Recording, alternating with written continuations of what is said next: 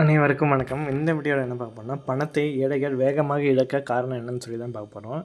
ஏழைகள் பணத்தை வேகமாக இழப்பதற்கு அவங்க தொடர்ந்து வறுமையிலே நீட்டிப்பதற்கும், சோம்பேறித்தனமோ அல்லது அறிவு குறைபாடும் காரணம் என்ன? இதற்கு பின்னால் ஒரு மிகப்பெரிய பொருளாதார கட்டமைப்பு மற்றும் உளவியல் ரீதியான காரணங்கள் உள்ளது. இந்த ஆங்கிலத்தை பாவர்ட்டி ட்ராப் என்று அழைப்பார்கள். ஏழைகள் தங்கள் பணத்தை வேகமாக இழக்கிறார்கள் என்பதை பின்வரும் காரணங்கள் மூலம் அறியலாம்.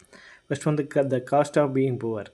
பொருளாதாரத்தில் ஒரு கசப்பான உண்மை உண்டு. பணக்காரரை விட ஏழைகள் ஒரு பொருளுக்கு அதிக விலை கொடுத்து வாங்க வேண்டியது உள்ளது. அதாவது பல்க் பையிங் இல்லாமை. ஒரு பணக்காரர் 5 கிலோ அரிசியை அல்லது ஒரு வருடத்திற்கான சோப்பையோ மொத்தமாக வாங்கி தள்ளுபடி பெற முடியும். ஆனால் ஏழைகளை அன்றாட கூலியை வைத்து அன்றைக்கு தேவை மட்டுமே, அதாவது உதாரணமாக சிறிய ₹5 ₹10 ஷாம்பு பாக்கெட்டுகளே வாங்க முடியும்.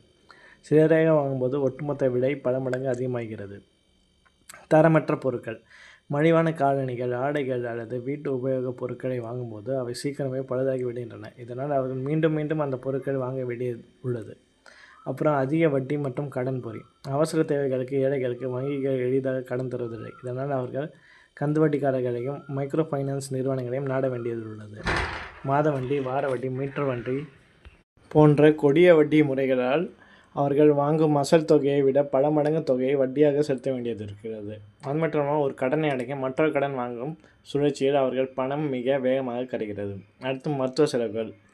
ஏழைகளின் பணத்தை ஒரே நாளில் பிடுங்கி செல்லும் மிகப்பெரிய காரணி திடீர் மருத்துவ செலவுகள் ஆகும்.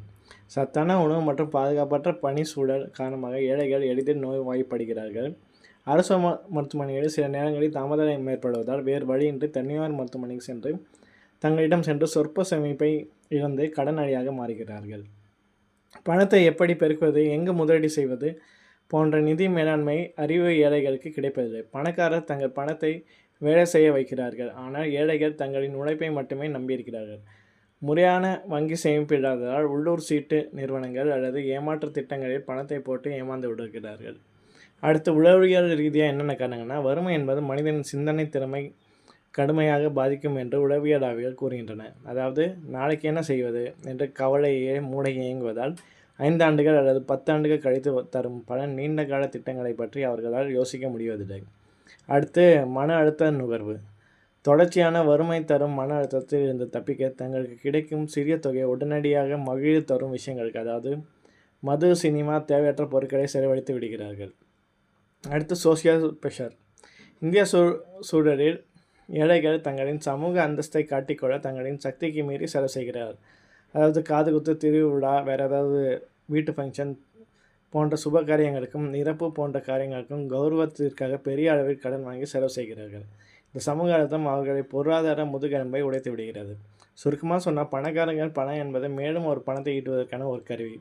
ஆனால் ஏழைகளுக்கு பணம் என்பது அன்றாட பிரச்சனையிலிருந்து தப்பிப்பதற்கான ஒரு தற்காப்பு கவசம். கவசம் தேய்மையை தவிர வளராது. முறையான கல்வி, இலவச மருத்துவ காப்பீடு மற்றும் அடிப்படை நிதி மேலாண்மை விழிப்புணர்வு மட்டுமே இந்த சூழலில் இருந்து ஏழைகளை மீட்க முடியும். ஏழைகளின் இந்த நிலைமை மாறுவதற்கு அரசாங்கத்தின் பங்களிப்பு அல்லது தனிமனித விழிப்புணர்வு இது முக்கியமான பங்காக அமைய போகிறது. நன்றி.